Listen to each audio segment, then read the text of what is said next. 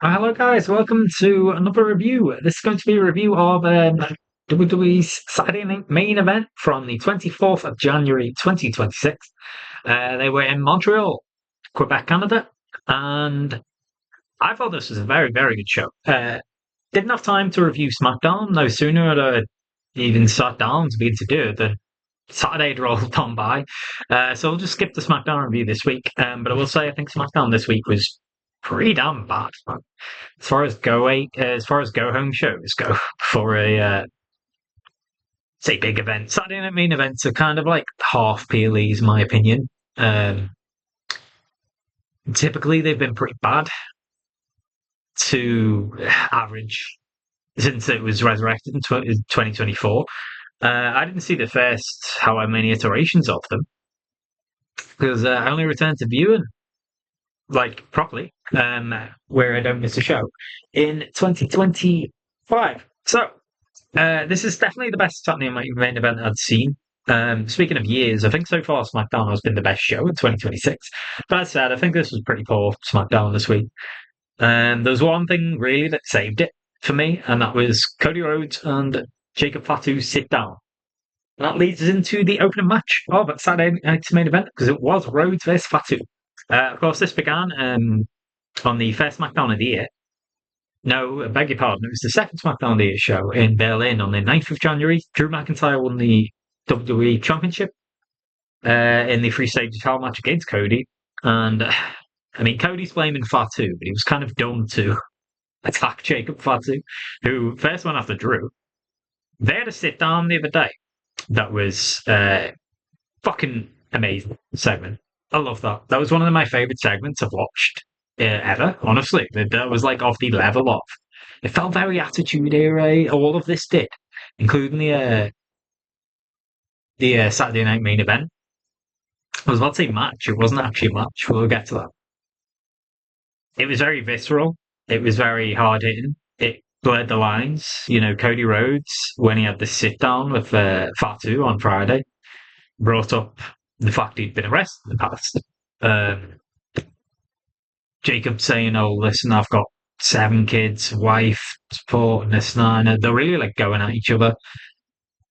He said to Cody at one point, he was like, "Well, you're blaming me, but it looked to me like Drew was half of the door before I stopped it. You're nowhere to be seen. Cody's in the fucking other corner of the cage." Um, Really, really good segment. I'd go into it more if I was doing an actual SmackDown review, but yeah, I just didn't have time, fortunately. I am in Europe, so I actually did manage. I was saying this on my Raw review. Oh no, my WWE and Real review, which I filmed a few hours before SmackDown started. I was already tired. I was like, oh, probably never going to be able to watch it live. I actually did stay up to watch it live. Finished at 4 a.m. There's no fucking way in hell I'm doing a review after that. Yeah, by the time I woke up, did what I needed to do on the Saturday. It was Saturday night main event time. If you'd have said to me a week ago, this opening match wouldn't even be a match. The bell never rings. It would just be a brawl. I would have hated the sound of that. And this is speaking, someone who grew up watching the Attitude Era, which this kind of shit was like very common. There are a lot of like DQ finishes, etc. these days, though. I believe SmackDown on Friday. Every single match, bar one, just the women's tag champion, number one contender match. All of them ended via a DQ or some shenanigans or some interference, apparently. So yeah, following up with this, I would have ordinarily hated it, but despite myself, I love this. I thought this was great. I think the show as a whole was amazing. Definitely the best Saturday main event, as I said. I don't think a single match let down. I'm not going to call this a match, it was just a brawl, but I think it was delivered to perfection. I loved how they transitioned here at the start. Apparently, Joe Test was supposed to be there, I think, or was it Corey Graves? One of them was supposed to be there, co-hosting with Stephanie McMahon, but they got snowbound. Basically, it's a huge blizzard in America, North America right now. Strangely enough, I don't think Canada was actually as bad. You wouldn't think that in an Arctic country. Um, but I think it was he found it difficult to leave US to get to Canada. Montreal crowd, on the whole, for this show was okay. I don't think they were amazing. They weren't bad though. They were hot for a lot of points, especially the main event. We'll get to that. But I love during the intro nowadays. They always do this. They'll show the superstars arriving at the arena and stuff like that. Just kind of same old, same old. You know, you don't get that hyped about it. It's just let's watch it. It's just screen killing time. But I love that they did this. Showed one person arrive, and another, and then Jacob Fatu scene. And he's walking to the camera. He starts to cut the promo, and he's talking like Fatu should talk. I think last year, both him and Cody, honestly, I think their stocks both went down quite dramatically. Not necessarily directly their fault. You know, Cody was put in a bad situation, the main event. Him and Cena just didn't have a great match anyway, but he was put up against the heel Cena, and you saw when he was put up against the face Cena, it's almost like what they did. One of the matches of the year. Great. But then Travis Scott runs down, and it was lambasted as the worst Mania main event possibly of all time. After maybe Mania 9, was it? The other Vegas Mania? Where Hulk Hogan came out, just did a Hogan, and ended up with the title in a match that was Bret Hart versus Yokozuna. Poor Bret and Yoko, man. Yeah, had that, and then he had a long reign where it was pretty much because of bad booking. It was only Drew McIntyre as the opponent. Apparently, it was never supposed to win the title, Drew McIntyre, but they got to a point where they kind of booked themselves into a corner. Like, we can't beat this guy again and have him as a valid main eventer anymore. He just keeps taking defeats. So Drew ends up winning, and Fatu gets the blame. He come out, cutting these promo, this kind of visceral promo, and I thought, okay, it's going to cut away. That was just him arriving at the arena. It followed him through Gorilla, and I was like, oh shit, there's what? Sure enough, yeah, he walks through Gorilla, he goes out to the arena. He looked great.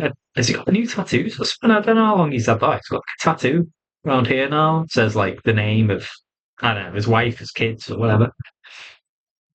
Maybe it's some tribal Samoan thing. He looked $1,000,000. Fatu, I mean, everyone's been excited about him for a long time. As I said, I think last year was kind of quiet. He spent a lot of it just in a dead feud with.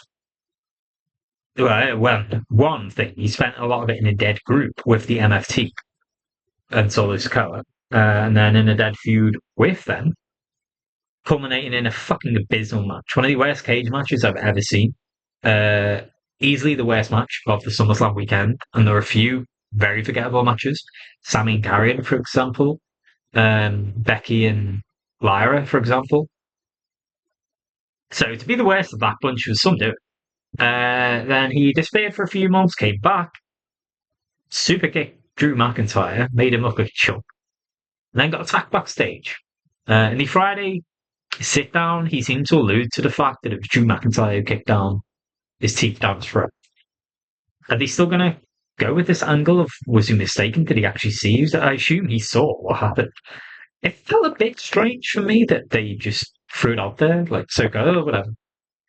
I felt like they were going to go for a more whodunit angle here. Apparently not.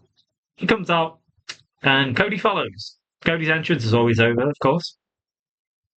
But Cody gets up, down to the ring, gets on the ring apron, he's about to do his whoa, and he gets attacked by Fatu right away. Fell in the ring, gets knocked out to the side, and then they just brawl for 10-15 minutes.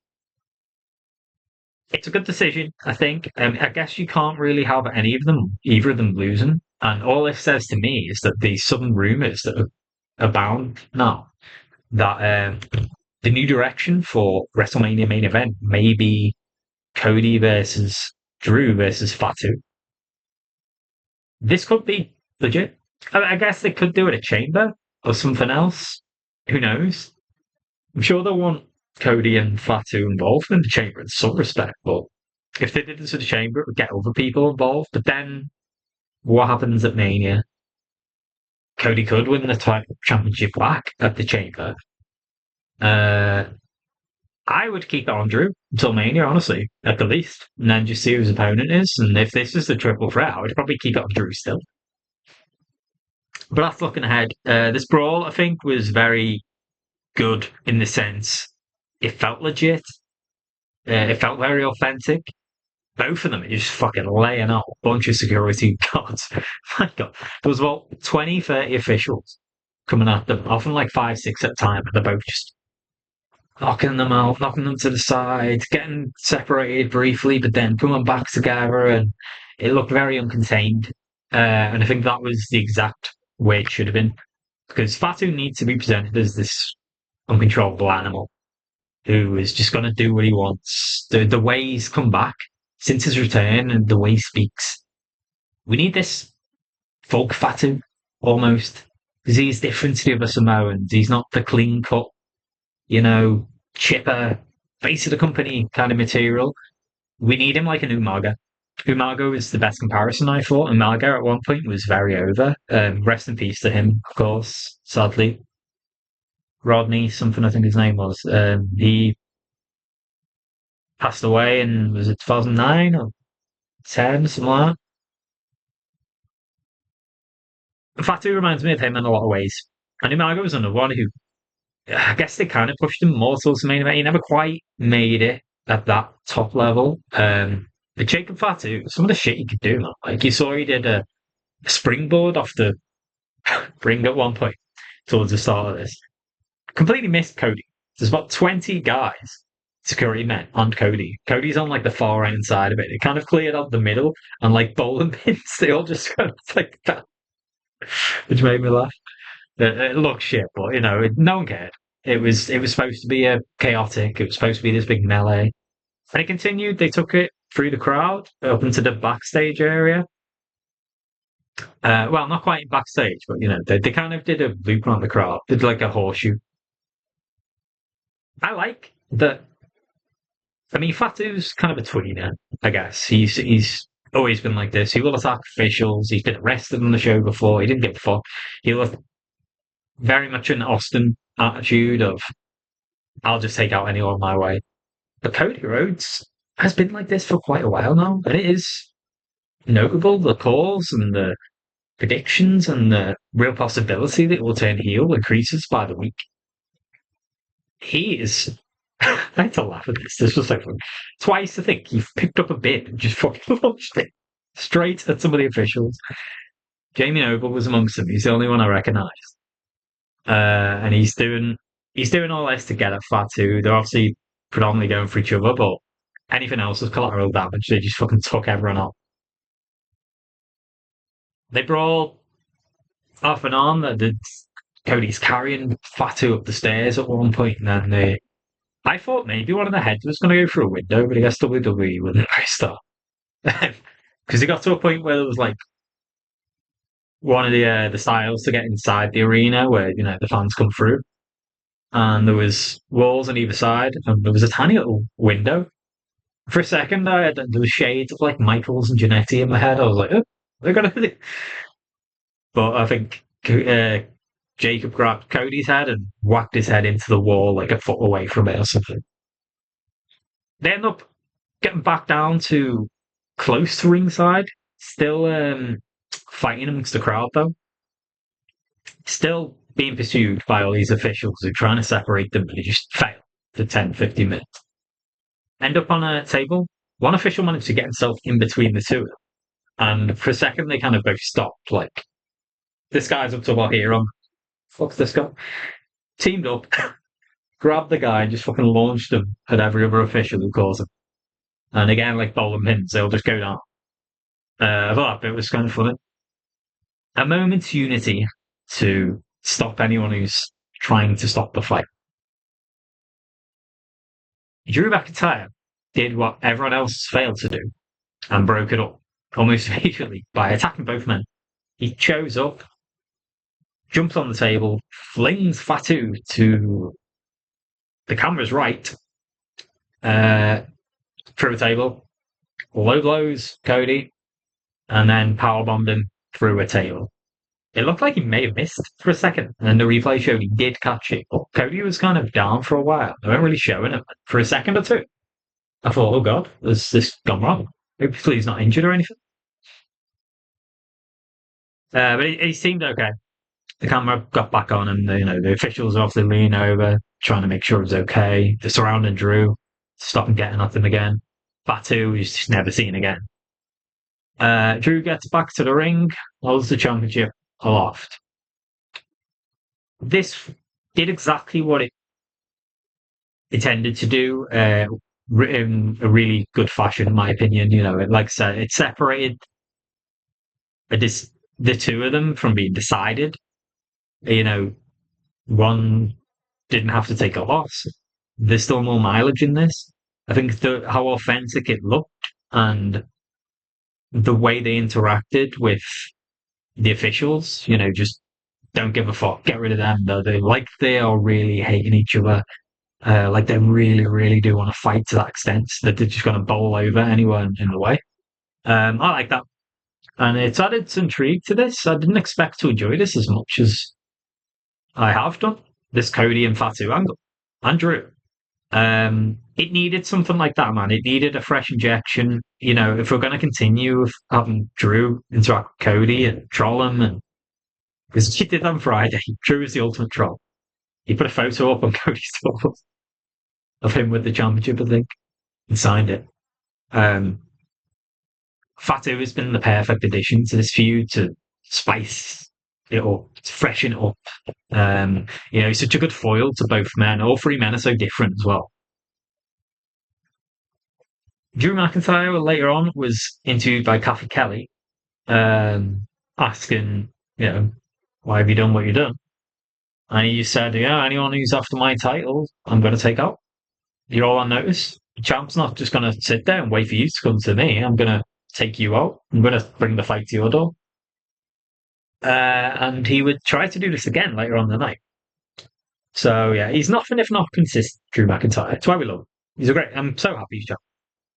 And again, despite myself, if you'd have told me this at the start of the year would be the prospective WWE Championship match at Mania, I would have probably scoffed and been like, no one wants Cody versus Drew again, and Fatu being added in there. What's that going to do?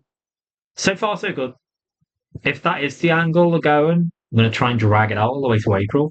Then they've got a lot of weeks of story to still sustain it. But I think all three men are talented enough to do that, for sure. And who knows, maybe the Royal Rumble, which is in 5 days from now, could throw a spanner amongst the works. I'm thinking now with this angle, though, it's looking more and more likely that the Rumble winner is going to come from Raw.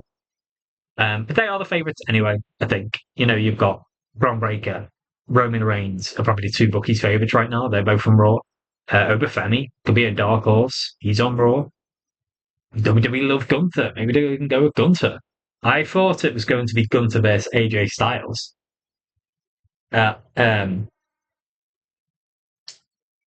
Mania in a AJ career on the line match, but they're doing that in the Rumble. We'll get to that. Next up was Women's Tag Team Championships on the line. Rhea Ripley and Io Sky made their first defense against Liv Morgan and Roxanne Perez. This was a very good match. The match of the night, I think. The women as was it match of the night? Actually, no, I wouldn't say so, but it was good. Like every match was good. I enjoyed all of them. This was still very solid. Have there been better women's matches than last year? Yes, but have there been better women's matches this year? No. I think this is the best so far that I've seen in WWE. Oh, with one exception, actually. Beg your pardon. The NXT Triple Threat tag match last week. That was fucking amazing. Ren QCC, Renta Claire, and Kendall Gray. She's fucking amazing. I love Kendall Gray. She's gonna be like possibly the greatest female wrestler ever. She's already like very, very good. It was them versus Fallon Henley and Lady Reed versus Zaruka. Zari and Zaruka. That was the best women's match of the year. But this was still very good. There was one major moment that was a botch. Rhea Ripley almost failed to break up. I mean, she kind of did fail to break up the count after Roxanne Perez hit her pop rocks on Io. And Io was kind of forced to, yeah, it was bad. Like, the ref, you could see him trying his best not to count free, kind of really slowed down the last one, because I think everyone realised that Rhea's a bit slightly off cue here. She's missing a cue. Rhea eventually gets in the ring at like 2.75, and like I said, the last count seemed slow. Io kind of kicked. Roxanne kind of relinquished, and Rhea just about got there, but I don't think had touched Roxanne enough to like believably kayfabe break the pin. So that was a big miscue, and it kind of killed the crowd for 30 seconds after that. They went really quiet. But then, consummate professionals, Rhea drags Roxanne over to the corner, tags Io in. They started doing some moves, and they get the crowd back on side. I just want to put that one out there and acknowledge it at the start, of course, because I don't want to detract from what the rest of the match was, which I think was excellent. All four of these women are very good wrestlers. Um, especially Roxanne. You look at how young she is. She's only like 22, 23, smart. The level she's got to, you would have to say, it's kind of strange. Despite Stephanie Vaquer and Julia being having singles championships since being promoted to NXT, I would say of all the three women promoted from NXT last year, I guess you could say four if you had Lash, but still soon for her. I think Roxana's probably her stocks have probably gone up the most.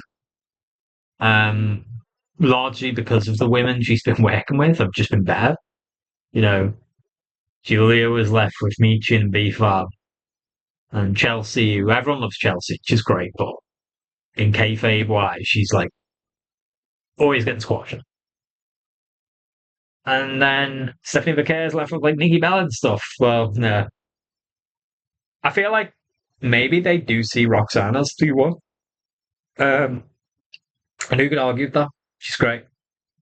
Another thing I want to say actually before we get into like the ins and outs of the match, what I liked, what I didn't like. I found a video came out on social media in the last day or two. Some bell end of a fat verticons. Giving Roxanne shit while she's down. I get she's a heel. She bit back as well. She turned around. I was like, shut the fuck up. I think he's telling her, like, oh, fuck you, dude, get up.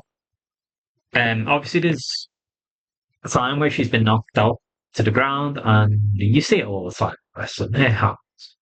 They stay on the outside of the ring, and they're just waiting for their cue. You could see someone else on the outside. Liv's obviously down the ring. I think it was maybe Rhea was all. I think Liv and Io were the two in the ring at that point.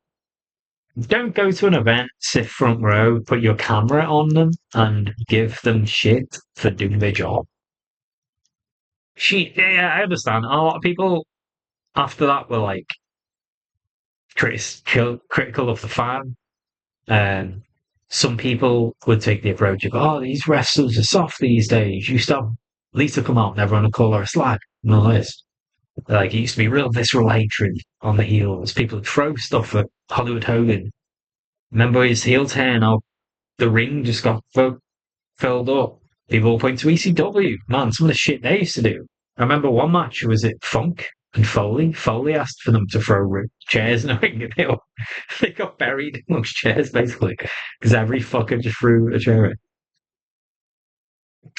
No, at the end of the day, like, you gotta be respectful to the performers while they're there.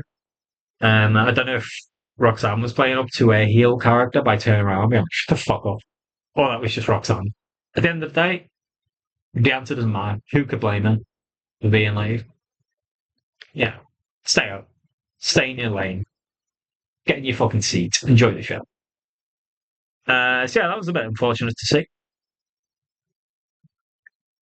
Saw an interview with Lyra the other day where she was asked, it was with Chris Van Vliet, I think. It was an interview with her from like 8 months ago. She was asked who was the stiffest to work with. She said Liv.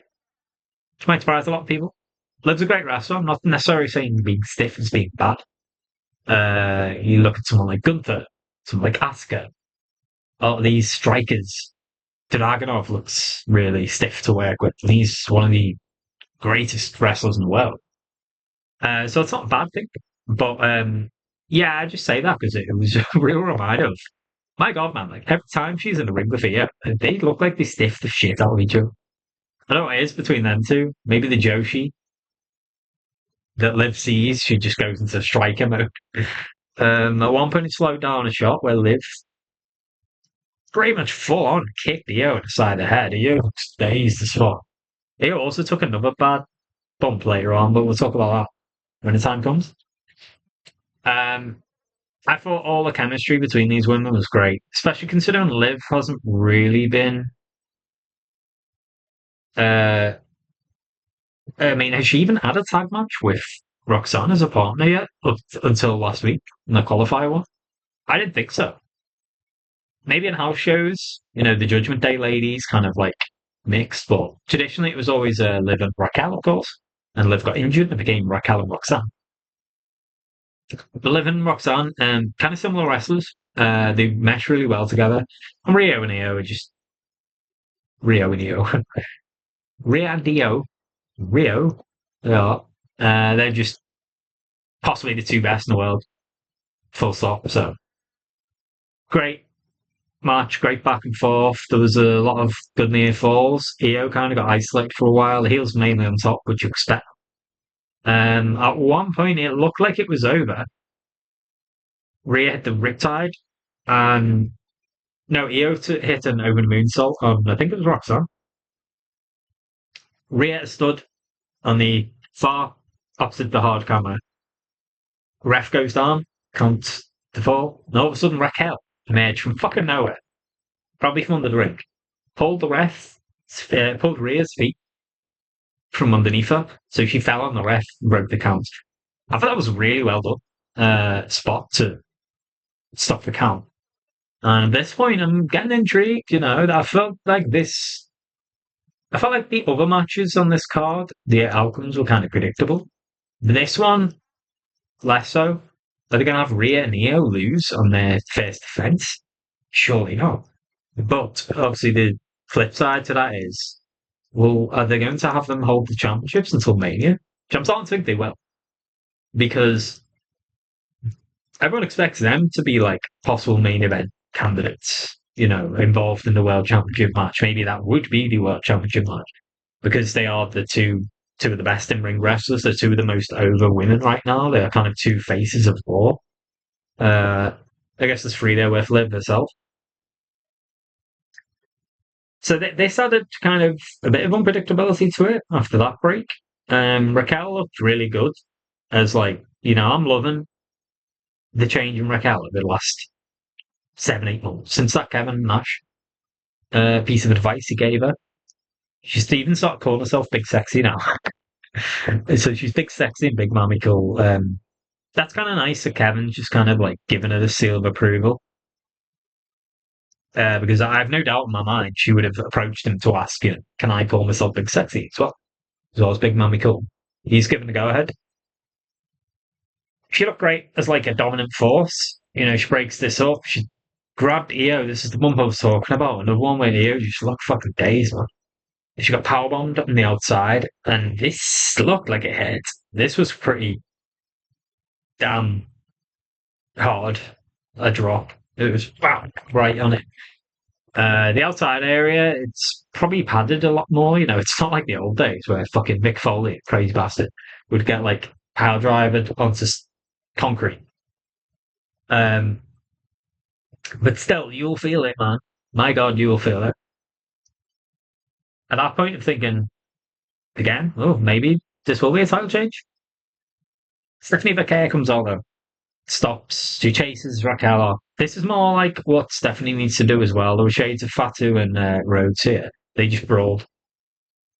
Bacare, like, basically did like a rugby tackle, drove her into the apron. Raquel's trying to fight back. Stephanie's on top of her, throws her over the barricade, and then just chases her off backstage, and they're brawling away. Match resumed. That was where the pin break botch happened, I think. It ended up culminating with Liv taking the pin, which I was a little surprised about. Um, Maybe this is more an indicator that she's going to win the Rumble. Yeah, they give her a big win back immediately, and it's forgotten about that she took the pin. Also, I mean, it's kind of meme worthy. Everyone knows how Rhea delivers pins is slightly suspect. She really does lean into this whole Rio thing. It really does lean into this. She's, I would imagine, got a big LGBTQ follower. She's this big butch goth woman who's kind of like, I don't know, they seem masculine. No, she's obviously a very attractive woman. Not something I would go for personally because I think she's too jacked. But she's kind of in an LGBTQ icon. Let's put it that way. She pins a lot of women by like folding them in a very suggestive position, shall we say, like the mating press, basically. But this one has to be the most insane one I've seen yet. Liv's legs, her feet are basically like on her fucking shoulders. She just folded her up and is like crouched over. Um, the most demeaning way you could pin someone. I'm surprised a lot of these women agree to it, to be honest. But yeah, once again, Liv falls to a riptide. The amount of times Rhea's pinned her in the last couple of years. There is a degree of Rhea Hogan for sure, but you can't blame them, I guess. She got the biggest pop of the night, I think, again, despite being in Sammy's homeland. The pop when Rhea comes out is always huge, so it happens. And yeah, now they go on to face the winners of that SmackDown number one contendership match, which was Julia and Kiana James. Another match where I was surprised who ate the pin on that one. It was Alexa who took it. Um, that really pissed me off actually that match because you've made Alexa and Charlotte, who are basically the only two stars on SmackDown right now in the women's division, look like chumps because for a long time they were beefing with. They were either losing or winning, but then getting beaten down by Nia and Lash. So you're expecting it, it's building up to culminate in the match between the two teams. Kiana and Julia, who've shown no inclination of being the tag division at all for months, are suddenly inserted into it and win it. The fuck? So now both other teams look like absolute fucking chucks.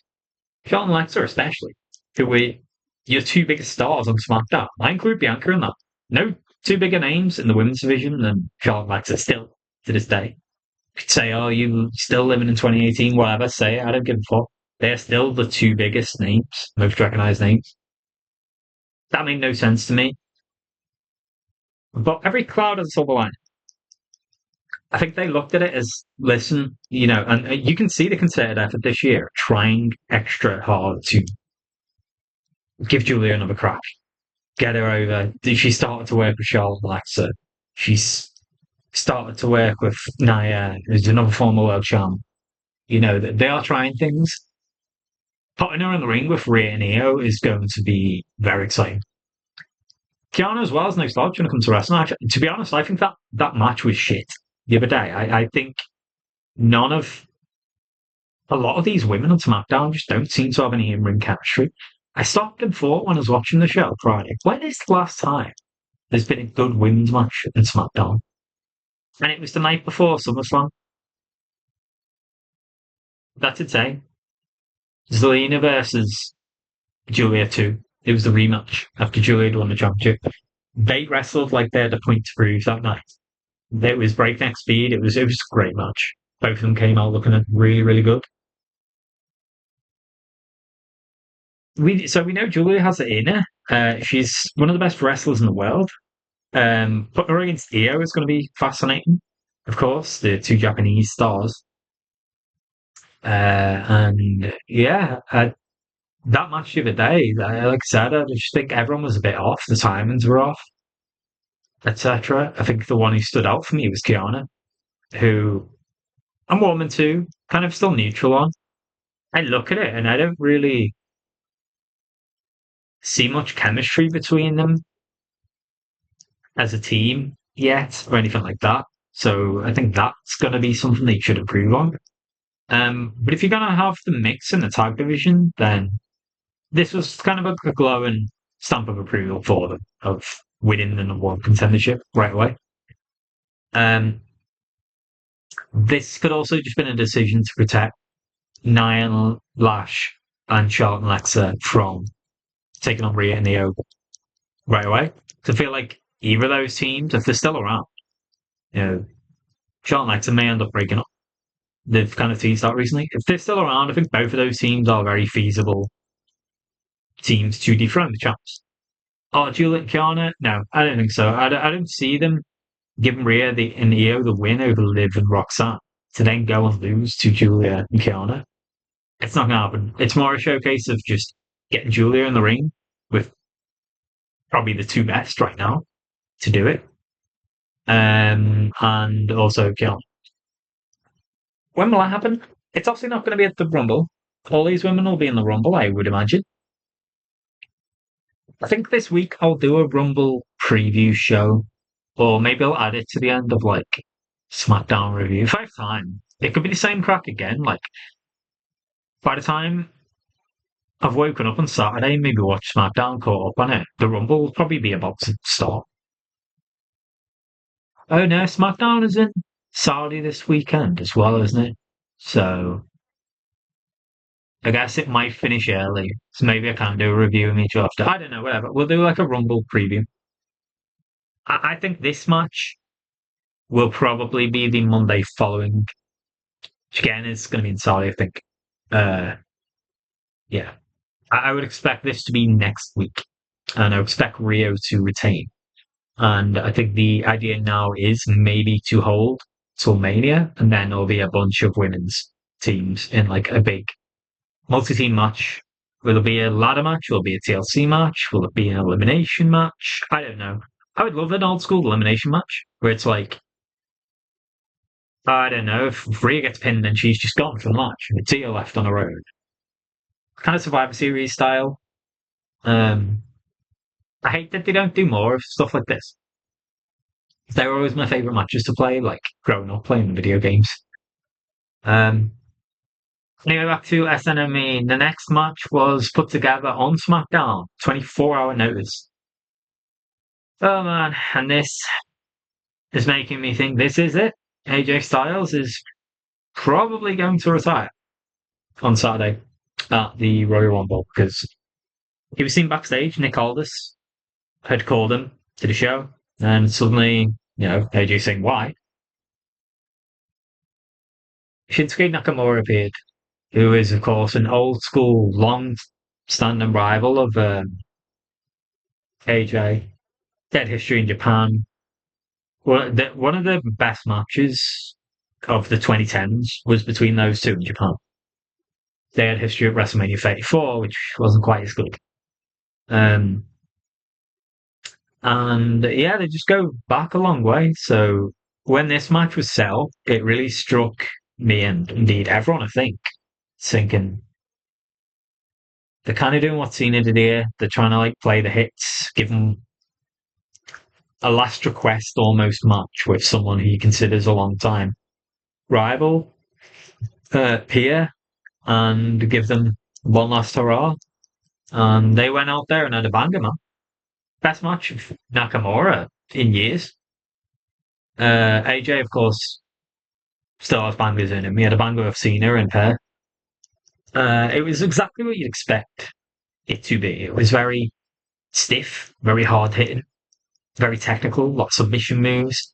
We saw everything involved in there: the Kinshasa, the ballet kick, the phenomenal forearm, the calf crusher. At one point, he has the calf crusher locked in on Shin, saying tap out, Shin, tap out. Shin's refused. Both men looked great. They were given a lot of time. It was like 20 minutes plus, it felt like. For two guys like well into their 40s now, I thought this was a really, really good showing. No one gave a fuck about it in the sense of there was no build. It was set up at 24-hour notice. No one knew it was even going to happen. Yet the crowd got really invested in it on the night, which I was happy to see. And yeah, you could maybe say it was a swerve, or it could be a curveball that they threw out there knowing the fans would theorize, okay, if they're putting him up in this match, he is maybe going to retire. That is an argument you could make, and he ends up getting around the retirement against Gunther in a different way. I don't see them beating Gunther because that would just be silly, especially if they beat retired Cena last month. Why would you have him lose? You could do a double DQ or something. You could do an interference, a way that protects both men. I didn't see it. Like once the idea, well, the cat's out the bag. I feel like once the idea had already been thrown out there, his career on the line in one match. Are they really going to do it in another match?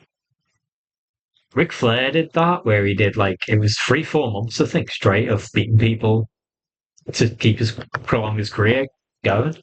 I just don't see them doing that. But I think Gunther will be the one to retire AJ. So why would he put his career on the line against him twice? Unless there's some shenanigans of DQ, I don't see it. And also, one thing I saw at the start of this match made me think more. Yeah, this probably is it. Saturday. AJ looked really emotional, and Shinsuke. As the bell went, before they even lock up, they kind of took a moment just looking at each other like, two real iconic wrestlers of the 2010s in Japan. Um, and indeed in WWE. I mean, Shinsuke's star really shone bright for a year or two, then just faded. But that's on WWE for fucking him. And since then, he's kind of done nothing. The last 6, 7 years, he's just been there.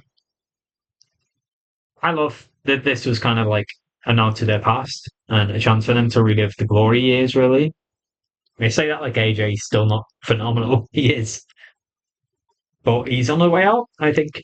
I think it is going to happen. Gunther will beat him. I don't think AJ will tap out. I don't think they'll go to Cena route in that regard, especially after AJ was made Gunther tap out. Technically, in the Raw match in the Stranger Things episode, the infamous Stranger Things episode. No, it wasn't that, was it? Wasn't it the week after, actually? Stranger Things episode? Main event was Breaker vs. Punk. Yeah. But whatever, he made Cena tap out like a bitch. Yeah, he made Gunter. Yeah, he made Cena tap out like a bitch. I don't think he's going to do the same to AJ. I could see it maybe being kind of like an Austin style thing, where he gets locked in a submission hold and he just passes out. He'd sooner pass out than tap out. He kind of goes out with his head held high. Gunther may well be on double duty in the Rumble later on. I don't expect AJ, if he does retire, to make an appearance there to shaft him and knock him over.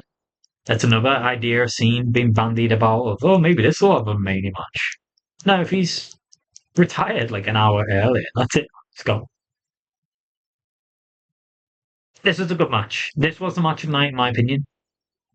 Purely because of just everything about it, the history of the two men, the belying their age with a good performance. There were stiff moments, of course. As I said, there were some moments where it wasn't just stiffness, it was just miscue. Shin looked like at one point he was trying to slide under. I think they had a complete miscue. Trying to slide under AJ's legs, I think.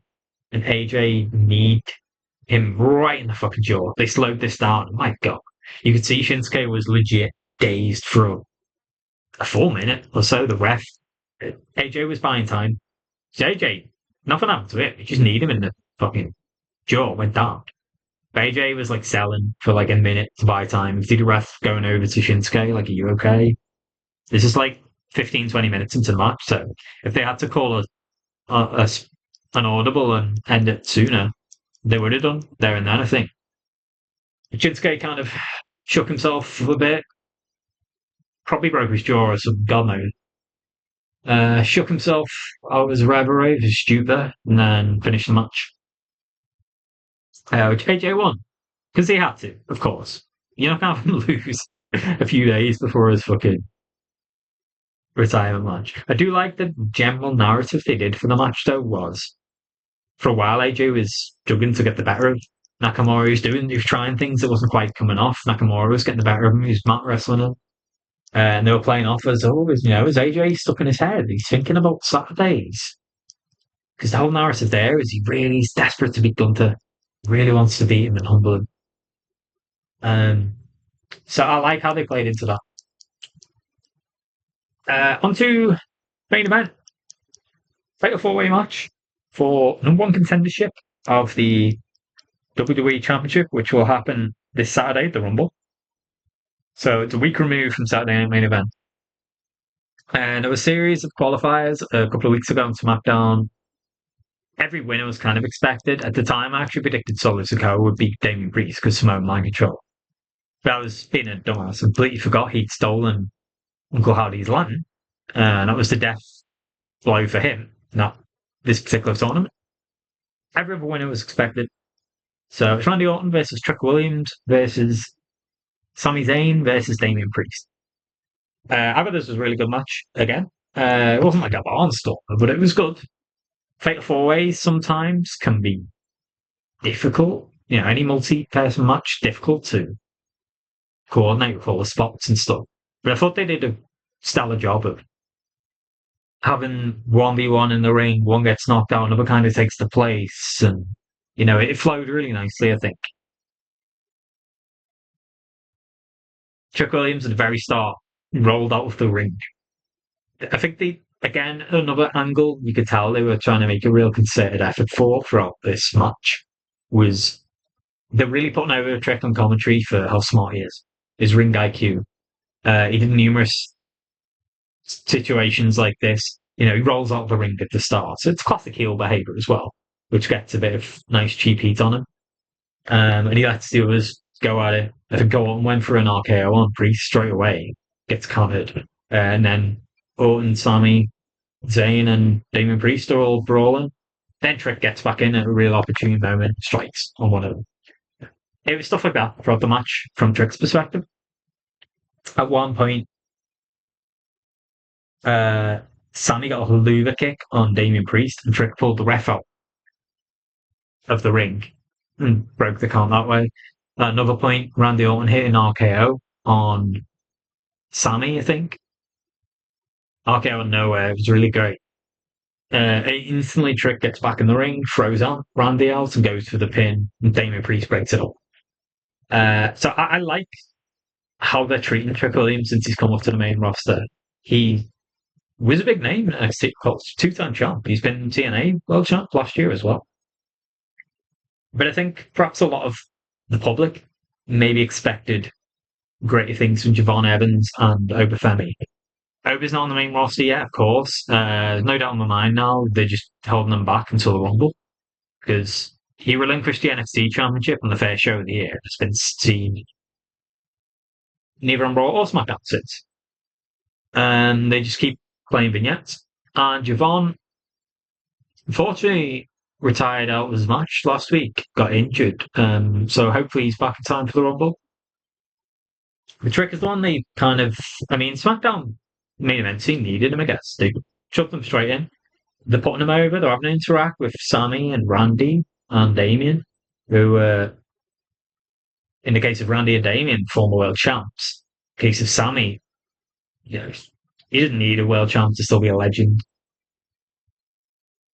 So I really like the direction to go in here. I did expect him to take the pin, though. The end, of course, Sami Zayn did win this match.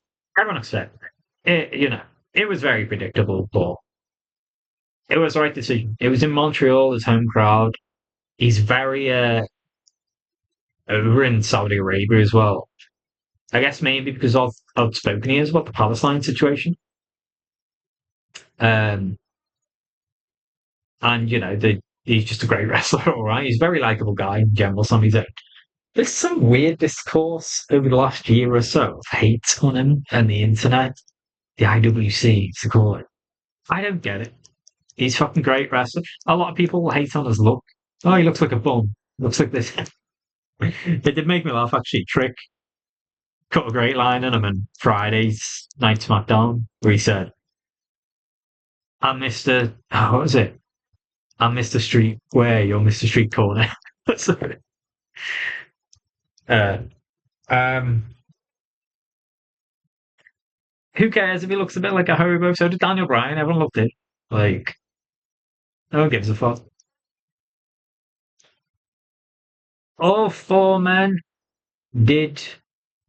Did they all get the finishes off? I think they did.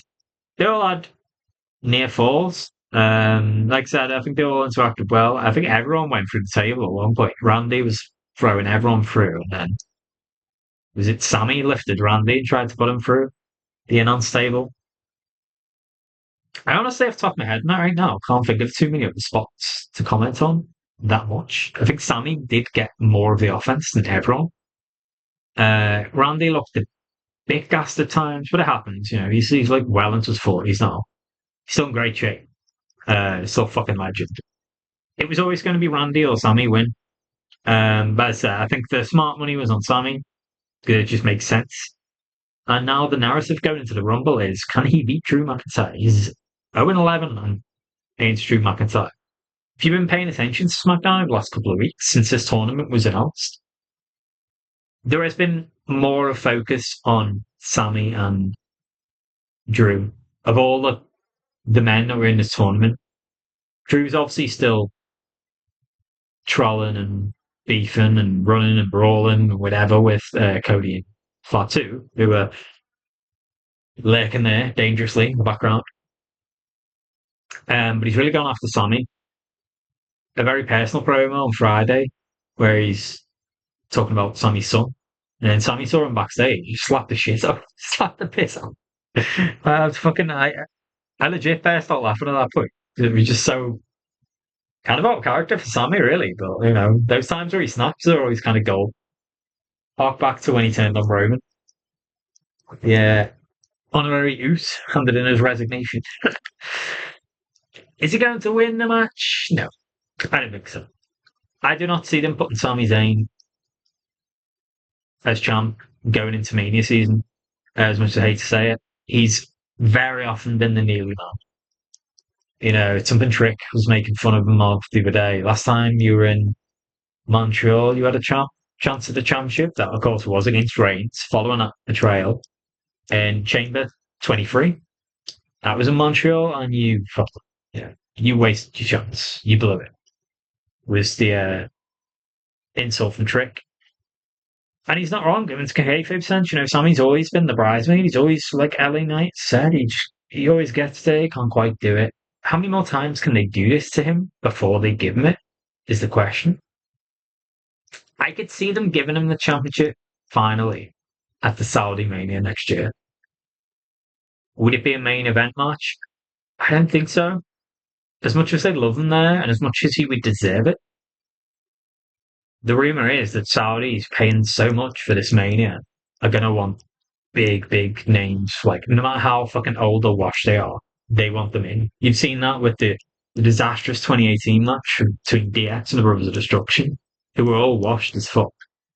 I say that as the biggest fans of these guys. I grew up in the Attitude Era. These guys, absolute icons. If I met any of them ever in real life, I would say to them, like, how much they meant to my childhood growing up watching them, these masters. But they're all like 40 odd, 50 odd, metal hips, fucking whatever else. Kane was a mayor of mayor of Knox County. Like, he wasn't even a wrestler anymore. And it was a disaster. Saudis love shit like this. The marquee matches. They brought Goldberg back against Undertaker, which is just unsafe. And that was a disaster as well. So rumor has it they're going to want Rock vs Roman finally, the head of the table match. You know, who's going to be the real Samoan chief? I guess that would main event if that is the case. There's not even a question about it. That would be a main event. So would Sammy on the other night? Possibly. I just don't see it. Nor do I see him winning on Saturday, despite being in Rumble and in Saudi. As I said, I just don't see them put the championship on it, especially so soon after Drew's just won it. And, you know, rumored idea is that it is going to be Drew versus Cody versus Fatu at Mania. So we'll see. Anyway, I'm going to probably call it there, guys. I thought this was a great show. It was Priest who ended up taking the fall, by the way. I don't know if I said that. Sammy's Haluva kick. Randy tried to get in last sec, break the pin up, didn't manage it. So they protected Trick here, which is good. I expect him now to go more towards, I don't know. I guess the next few weeks after the Rumble will be about, not a few weeks. How long can they drag out Elimination Chamber qualification, to be fair? They'll probably do it in like one show each. It's free from each brand normally. I would expect to see Trick in the Elimination Chamber though. And then who knows? Maybe it will be Cody and Fatu. Yeah, surely Randy would be in the Elimination Chamber though. Maybe he could take on Drew that night if Drew wins this. Maybe Sammy would go straight into it as well. Ilya Dragunov, another great contender. Who knows? I do expect Trick's Mania match to be Kamala Hayes still. But how are you going to get there? Is Kamala going to hold the championship for that long? Got to stop doing these open challenges, man. Maybe Trick takes the US championship soon, like sooner rather than later, because Mallow's reign is 4 or 5 weeks in now. Sammy had 7 defenses, lost it. Ilya had 7 defenses, lost it. Are they going to do it again?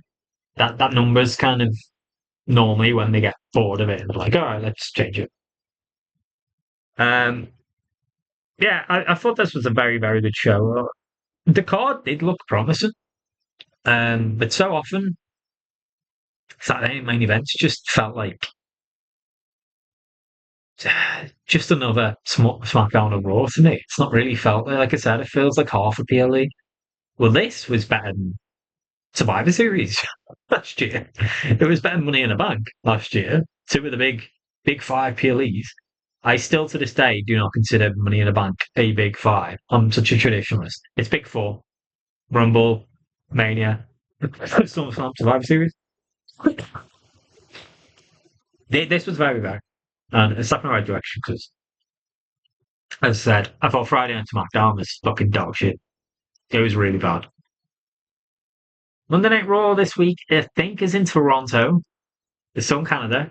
And I think all the rosters there because they're all traveling on together to Saudi on Tuesday, is what I've heard.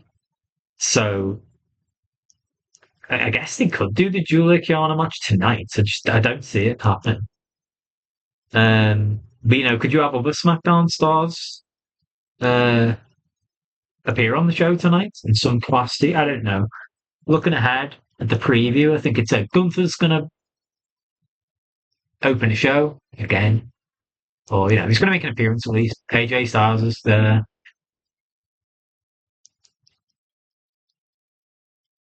Excuse me.